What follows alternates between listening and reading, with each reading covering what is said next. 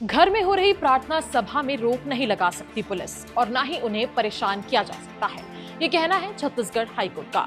दरअसल छत्तीसगढ़ हाईकोर्ट ने प्रदेश में धर्मांतरण को लेकर विवाद के बीच एक अहम फैसला सुनाया है। जस्टिस नरेश कुमार चंद्रवंशी की सिंगल बेंच ने आदेश में कहा कि किसी व्यक्ति को छत्तीसगढ़ हाईकोर्ट ने ईसाई धर्म के अनुयायियों को लेकर अहम निर्णय लिया है। जी हां, अदालत ने स्पष्ट कहा है कि कोई भी व्यक्ति अपने निवास स्थान पर प्रार्थना सभा आयोजित कर सकता है।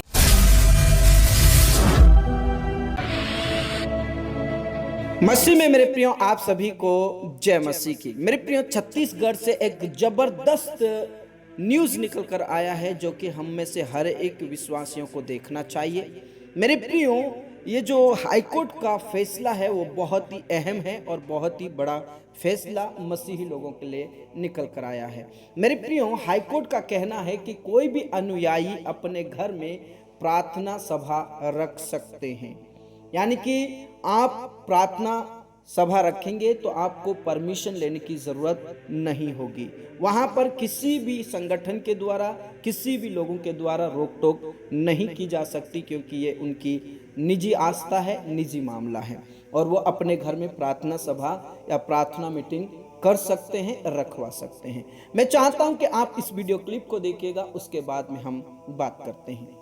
घर में हो रही प्रार्थना सभा में रोक नहीं लगा सकती पुलिस और न ही उन्हें परेशान किया जा सकता है, ये कहना है छत्तीसगढ़ हाईकोर्ट का। दरअसल छत्तीसगढ़ हाईकोर्ट ने प्रदेश में धर्मांतरण को लेकर विवाद के बीच एक अहम फैसला सुनाया है। जस्टिस नरेश कुमार चंद्रवंशी की सिंगल बेंच ने आदेश में कहा कि किसी व्यक्ति को अपने निजी आवास में शांतिपूर्ण प्रार्थना सभा आयोजित करने का अधिकार है। हाईकोर्ट ने स्पष्ट किया कि प्रार्थना सभा के लिए पहले से परमिशन लेना जरूरी नहीं है।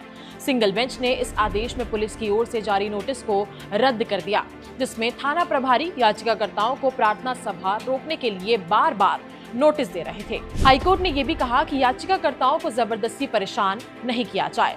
दरअसल जांजगीर चांपा जिले के ग्राम गोथना में याचिकाकर्ताओं ने अपने आवास की पहली मंजिल पर एक हॉल बनाया है। इसके बाद से ही 2016 से यहाँ ईसाई धर्म के अनुयायियों के लिए प्रार्थना सभा आयोजित की जाती है। इन सभाओं में किसी प्रकार की अवैध गतिविधि या शांति भंग नहीं होती है।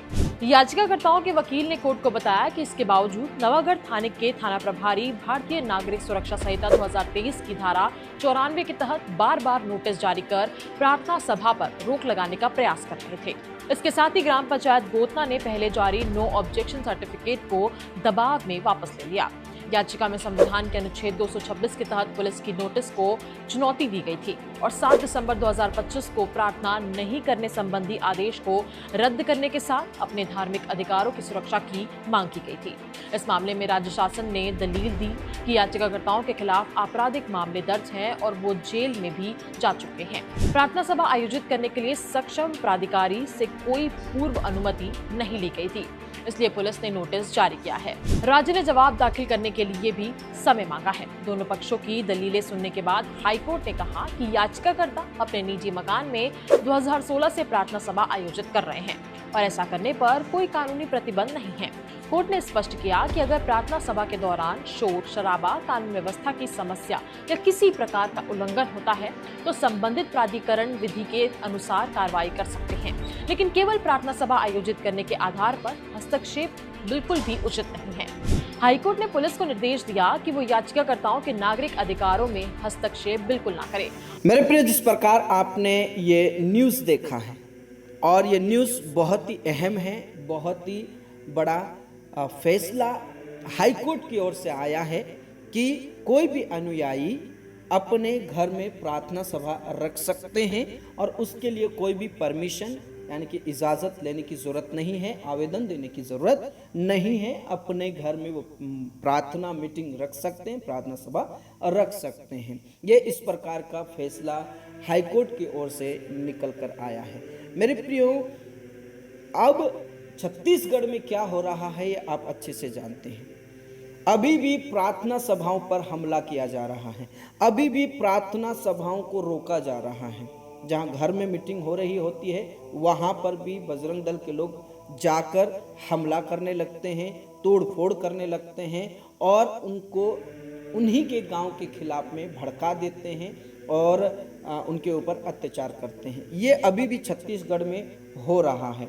हालांकि हाईकोर्ट का आदेश है कि उनके लिए कोई भी रोक टोक नहीं की जा सकती, वहाँ पर कोई भी आवेदन देने की या परमिशन लेने की कोई आवश्यकता नहीं होगी। लेकिन आज भी छत्तीसगढ़ के अंदर आरएसएस, बीजेपी और बजरंग दल के द्वारा आज भी प्रार्थना सभाओं को रोका जा रहा है। आज भी प्रार्थना सभाओं में अत्याचार किया जा रहा है, हमला किया जा रहा है। मेरे प्रियो, मुझे ये पूछना है कि क्या ये बजरंग दल, क्या ये आरएसएस के लोग हाई कोर्ट और सुप्रीम कोर्ट से बड़े हैं? क्या ये कानून से बड़े हैं? आज हाई कोर्ट का फैसला निकल कर आता है, कल ये हमला करते हैं। आज सुप्रीम कोर्ट का फैसला निकल कर आता है कि बाइबल बांटना सही है, उसमें धर्मांतरण नहीं होता है। दूसरे दिन ये अत्याचार करना शुरू कर देते हैं और दूसरे ही दिन ये लोग हमला करना शुरू कर देते हैं। इसका मतलब तो यही निकलता है कि चाहे वो सुप्रीम कोर्ट हो, चाहे वो हाई कोर्ट हो, वो किसी के भी आदेश को वो फॉलो नहीं करते हैं। कानून व्यवस्था को ये लोग नहीं मानते हैं, यहाँ तक कि संविधान को भी ये लोग नहीं मानते हैं।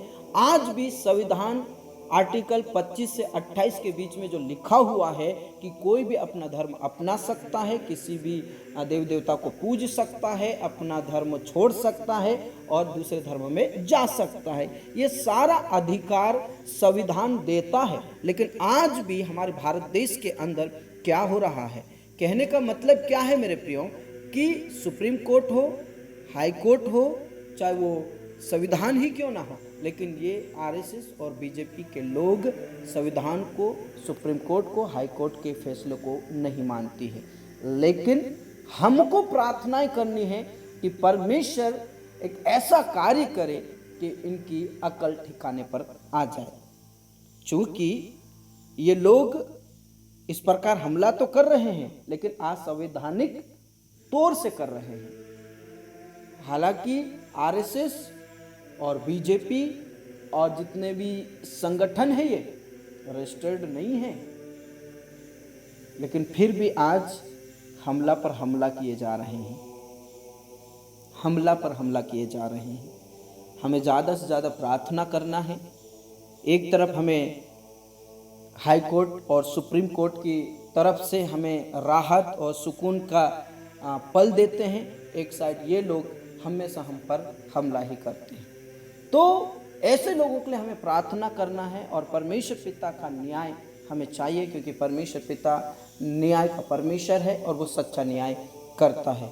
बाकी इन सारी बातों से आपकी क्या राय है, आप ज़रूर हमें अपनी राय कमेंट बॉक्स में दीजिए। God bless you. सबको जय मसीह की।